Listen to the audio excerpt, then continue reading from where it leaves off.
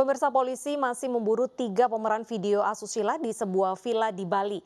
Wakil Gubernur Bali mendesak polisi untuk segera menangkap para pelaku. Oh, yang nomor 7. Polisi masih memburu 3 pemeran video asusila di sebuah villa di Bali. 2 pelaku adalah warga negara Jerman dan telah kembali ke negaranya. Sementara 3 pelaku lainnya masih dalam pengejaran pihak imigrasi dan kepolisian. Wakil Gubernur Bali mengatakan video asusila tersebut memberikan dampak negatif dan meminta agar para pelaku yang masih ada di Bali segera ditangkap. Ya,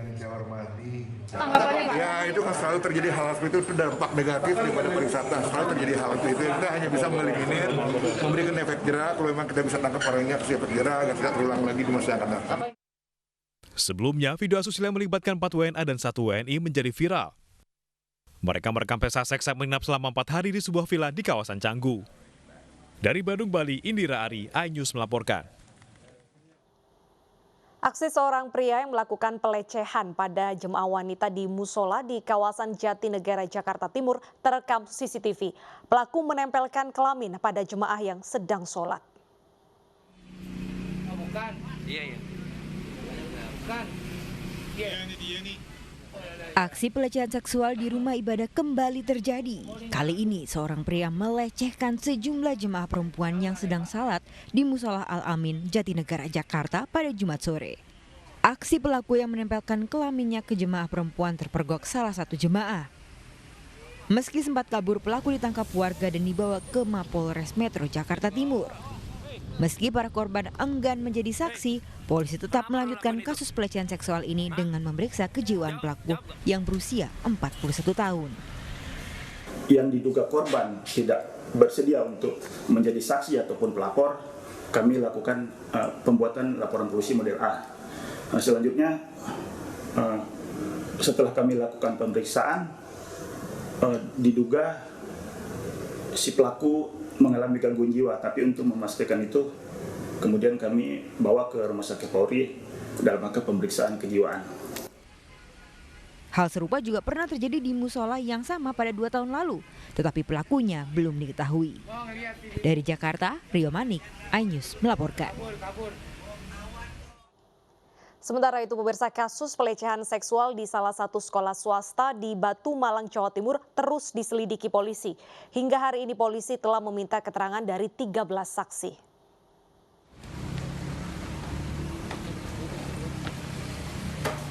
Belas dari 15 korban pelecehan seksual di sebuah sekolah swasta di Batu Malang diperiksa polisi.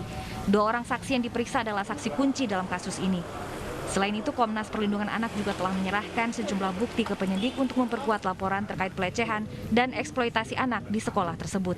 Mereka mulai terkena kasus pencabulan sejak usia 15 tahun. Apakah mereka sudah divisum semua atau gimana? Sudah, mereka dari total 13 yang sudah divisum, untuk saat ini sudah ada 9. Yang sudah divisum? Sudah.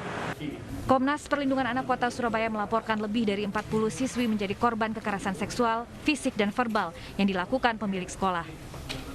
Dugaan pelecehan seksual dan kekerasan di sekolah swasta itu terjadi sejak tahun 2009 dan terungkap pada tahun 2020 lalu. Dari Surabaya, Hari Tambayong, iNews melaporkan. Pemirsa, gara-gara sakit hati kepada suaminya, seorang ibu di Lebak, Banten tega menganiaya bayi yang baru dilahirkannya. Pelaku telah ditangkap polisi dan mengakui semua perbuatannya.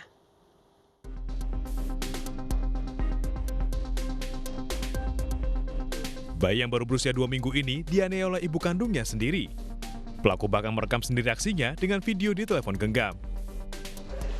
Berbekal video yang beredar viral, jajaran Polres Lebak mengamankan pelaku di sebuah hotel di Serang, Banten.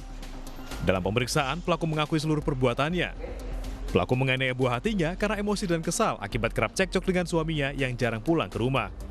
Pelaku dikenal sebagai pribadi tertutup. Namun tetangga mengaku kerap mendengar pelaku dan suaminya cekcok. Aja dari awalnya juga kami nggak mengetahui sama sekali. Taunya setelah video itu viral. Nah, kejadiannya sendiri juga kami nggak mengetahui. Jangankan untuk istilahnya perlakuan si putri-putri itu, tinggal di sini juga melapor juga enggak. Jadi statusnya bukan warga saya. Pelaku dijerat dengan pasal kekerasan dalam rumah tangga dan perlindungan anak. Dari Lebak, Banten, Iskandar Nasution, iNews melaporkan. Kita ke informasi lainnya pemirsa, seorang guru honorer di Semarang, Jawa Tengah terjerat teror pinjaman online. Pinjaman yang semula hanya 3,7 juta rupiah, kini berbunga hingga mencapai 206 juta rupiah.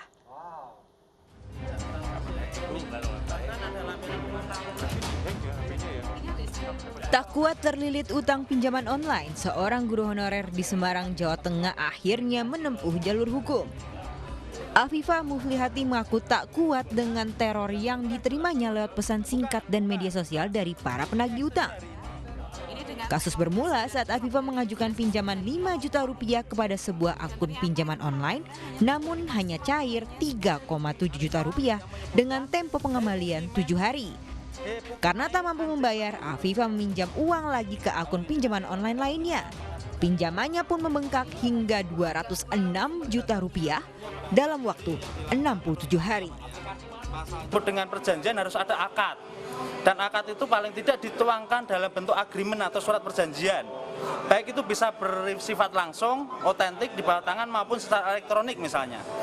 Tetapi melihat caranya ini kan kemudian tidak memenuhi syarat itu. Sepanjang yang diketahui Bu Arifah tidak pernah kemudian menandatangani agreement atau surat perjanjian apapun.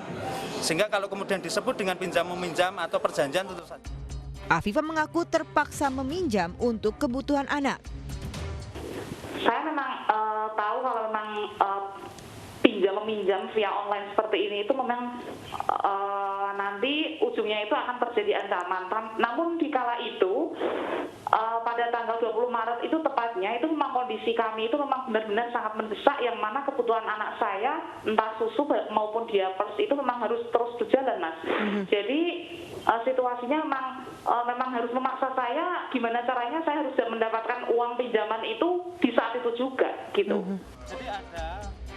Kini kasus dugaan tindak pidana dalam pinjaman online ditangani Direktorat Reserse Kriminal Khusus Polda Jawa Tengah.